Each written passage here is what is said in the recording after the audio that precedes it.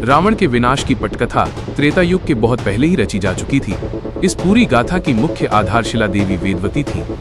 वेदवती राजा कुशध्वज और माता मालावती की पुत्री थी।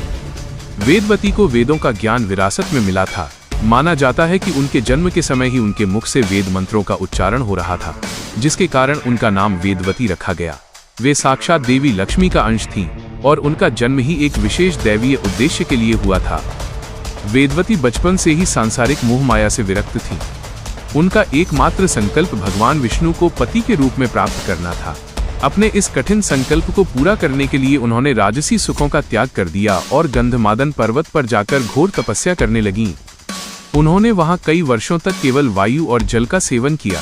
उनकी अटूट भक्ति से प्रसन्न होकर भगवान विष्णु ने उन्हें दर्शन दिए और कहा कि इस जन्म में तो नहीं, परंतु अगले जन्म में जब वे रामावतार लेंगे तब वेदवती उनकी पत्नी बनेंगी। इसी तपस्या काल के दौरान एक दिन लंकाधिपति रावण अपनी दिग्विजय यात्रा पर निकला हुआ था। जब वो गंधमादन पर्वत के ऊपर से गुजरा तो उसे वहां तपस्या में लीन तेजस्वी वेदवती दिखाई दी। उनकी सुंदरता और मुखमंडल के दिव्य तेज को देखकर रावण कामांध हो गया। उसने वेदवती के समीप जाकर उनके सामने विवाह का प्रस्ताव रखा। वेदवती ने अत्यंत विनम्रता परंतु दृढ़ता के साथ रावण को बताया कि उन्होंने अपना जीवन भगवान नारायण को समर्पित कर दिया है।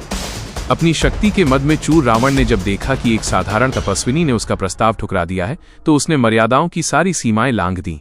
उसने बलपूर्वक वेदवती के केश पकड़ लिए और उनके साथ दुर्व्यवहार करने की चेष्टा की।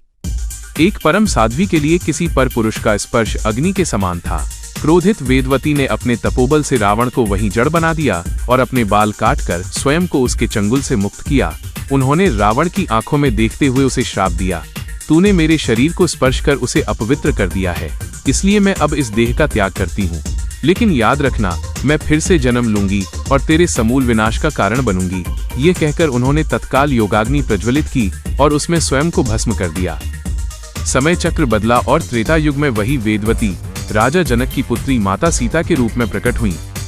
जब रावण सीता हरण के लिए आने वाला था तब श्री राम ने माता सीता के असली स्वरूप को अग्निदेव की शरण में सुरक्षित कर दिया था और उनकी जगह वेदवती माया सीता को वहां स्थापित कर दिया।